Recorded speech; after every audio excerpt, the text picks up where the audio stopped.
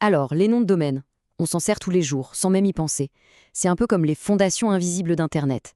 Mais imaginez une seconde si on décidait de tout reconstruire, de tout repenser, mais cette fois spécifiquement pour l'ère de l'intelligence artificielle. C'est exactement l'idée derrière une proposition assez folle, qui pourrait tout changer. Allez, on regarde ça de plus près. Pour bien saisir l'enjeu, il faut partir d'une histoire assez dingue. La question est simple. Comment est-ce que deux petites lettres, juste deux lettres, ont pu rapporter des millions et des millions de dollars à une île minuscule? Le chiffre est là, 32 millions de dollars.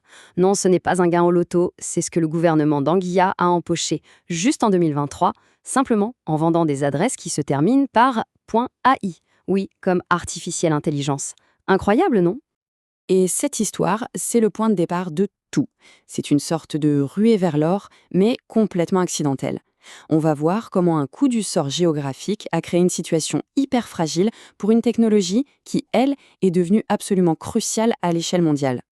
Ce jackpot, évidemment, il ne sort pas de nulle part. C'est le résultat direct de l'explosion de l'IA partout dans le monde. Du jour au lendemain, ce qui n'était qu'un simple code pays attribué au hasard à l'île d'Anguilla est devenu un trésor numérique. Une vraie mine d'or tombée du ciel. Et si on regarde la situation globale, c'est un peu toujours la même histoire. Le Fedorcom règne en maître absolu, avec presque la moitié du marché. C'est un paysage un peu figé, dominé par les vieux de la vieille. Et c'est justement dans cette situation un peu sclérosée qu'une brèche s'ouvre pour une idée nouvelle, une alternative pensée avec un but bien précis. Cette fameuse alternative, c'est le projet .ia. Mais attention, on ne parle pas juste d'un nouveau nom de domaine à la mode, non, non. C'est un projet qui a une mission complètement différente avec un double objectif vraiment, vraiment ambitieux. Déjà, le nom, IA.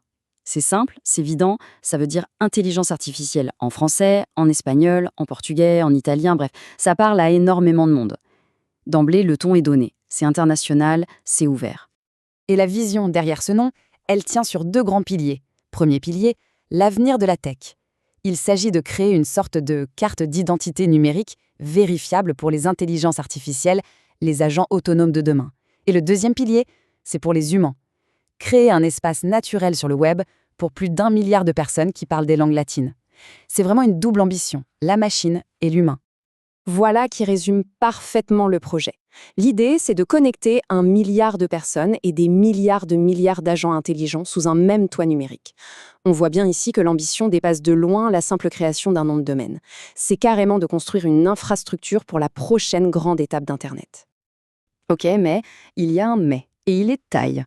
Pour que ce plan fonctionne, il faut réussir ce qu'on pourrait appeler le casse des deux lettres. C'est un pari hyper risqué qui va à l'encontre des règles fondamentales qui gouvernent Internet aujourd'hui. Le problème, le voici. L'ICANN, c'est un peu le gendarme des adresses Internet. Et leur règle est gravée dans le marbre. Il est interdit de créer de nouveaux noms de domaine en deux lettres. Pourquoi? Pour ne pas les confondre avec les codes pays, comme le .fr ou le .de. Donc, la proposition .ia, techniquement, elle est illégale. Alors, comment on fait? C'est là que la stratégie devient vraiment maligne. L'idée, c'est de s'appuyer sur deux cas qui ont déjà fait exception à la règle. Le premier, c'est le .eu, créé non pas pour un pays, mais pour une union politique, l'Union européenne. Le deuxième, c'est le .cat, créé pour une communauté linguistique, les Catalans. La stratégie hybride, c'est de dire le projet .ia est à la fois comme le .eu, il est supranational, et comme le .cat, il représente une communauté linguistique. En combinant les deux, on crée un argumentaire totalement nouveau. Mais bon, un plan aussi audacieux, ça ne se mène pas tout seul dans son coin. C'est maintenant que commence la partie la plus compliquée, l'effort diplomatique et politique. Et c'est un travail de titan. Pour que ça marche, il faut monter une véritable coalition. Et là, il faut parler à tout le monde. Les gouvernements via leur comité à l'ICANN, les grandes organisations internationales comme l'Union européenne ou l'Organisation internationale de la francophonie, la communauté technique, ceux qui font tourner Internet, et bien sûr les poids lourds du secteur privé, les géants de l'IA. Bref, c'est une mission diplomatique de haute volée. Et ce n'est pas juste une idée en l'air. Il y a un plan, une feuille de route très précise qui s'étale sur plusieurs années. Lancement de la campagne en 2024, obtenir les soutiens officiels en 2025, pour enfin déposer un dossier en béton armé auprès de l'ICANN en 2026. Tout est planifié. Bon, imaginons que le plan se déroule sans accroc. Le casse réussit.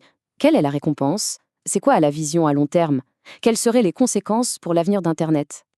Et là, on arrive au cœur du réacteur. Le point le plus important, c'est que le point IA ne serait pas une machine à cash pour des actionnaires.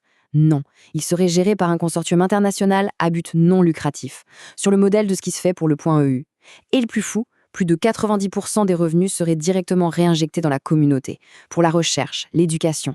On parle de créer un véritable bien commun numérique. Et le potentiel est énorme. Même en étant pessimiste, les projections tablent sur plus d'1 million de noms de domaine et 65 millions de dollars de revenus par an d'ici 2030. Imaginez un peu, 65 millions par an qui ne vont pas dans des poches privées, mais qui sont entièrement réinvestis dans des projets d'intérêt général. Et c'est là qu'on touche à l'essence du projet. C'est un choix de société en fait. Comment veut-on construire l'Internet de demain? Est-ce qu'on le laisse être gouverné par les hasards de la géographie, comme pour Anguilla, ou est-ce qu'on opte pour une gouvernance internationale, pensée, structurée, au service de tout le monde? Finalement, tout se résume à une question, un peu philosophique mais très concrète.